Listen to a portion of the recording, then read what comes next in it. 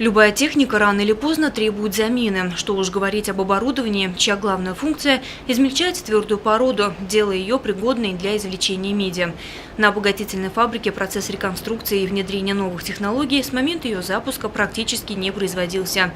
Сегодня в цехе дробления установлено новое оборудование, которое долгие годы было в резерве и ждало своего часа. Дробильное отделение ДО-2 было запущено в работу в полную мощность в 1979 году.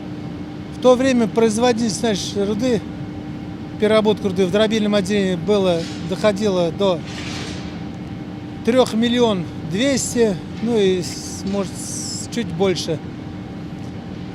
Ну, в процессе работы, эксплуатации дробилки, она, не морально, физически устарела. Ну и пришла необходимость, заменить ее на более новое и современное оборудование. В этом году, решение приняло руководство филиала заменить дробилку, были выделены средства.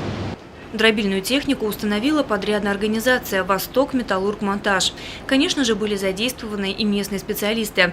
Ведь установить и запустить оборудование гигантского размера весом около 100 тонн – дело непростое. На проведение всех монтажных работ руководством было запланировано более 50 дней. Подрядчики же успели за месяц. Помимо монтажа дробильной техники, большая работа была проведена и по ремонту мостового крана. Была сделана большая работа по ремонту мостового крана, потому что грузоподъемность крана на пределе была.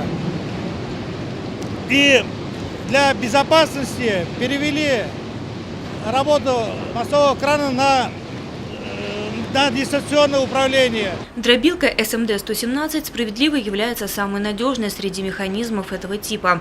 Большой плюс – возможность задавать величину частиц конечного материала. СМД-117 подходит для крупного класса дробления, что делает ее незаменимой на производственных объектах. На обогатительной фабрике она задействована на первой стадии рудоподготовки. Оборудование, состоящее из двух щековых дробилок, простым движением щеки и конвейера перегружает куски раздробленной руды в бункеры для последующей сортировки. Что касается второй стадии, то там тоже в скором времени ожидается обновление. Новую конусную дробилку стоимостью 30 миллионов рублей планируется установить предположительно в конце октября, начале ноября нынешнего года. Новая дробилка пришла на замену старой дробилки конуса мелкого дробления. Это в среднем отделении дробления. Сэндвик, шведская дробилка. Ее планируем устанавливать в октябре месяц начать. Демонтаж. Ну и, соответственно, монтаж будет дробилки.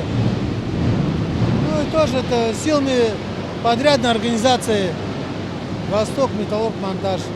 Руководство предприятия планирует не только обновить оборудование, но и достичь вследствие этого эффективного результата.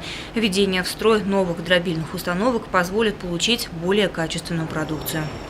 Лена Кириллова, Айгуль Хамитова, Али Кадыров, Гульвина Раскильдина, телекомпания СТВ.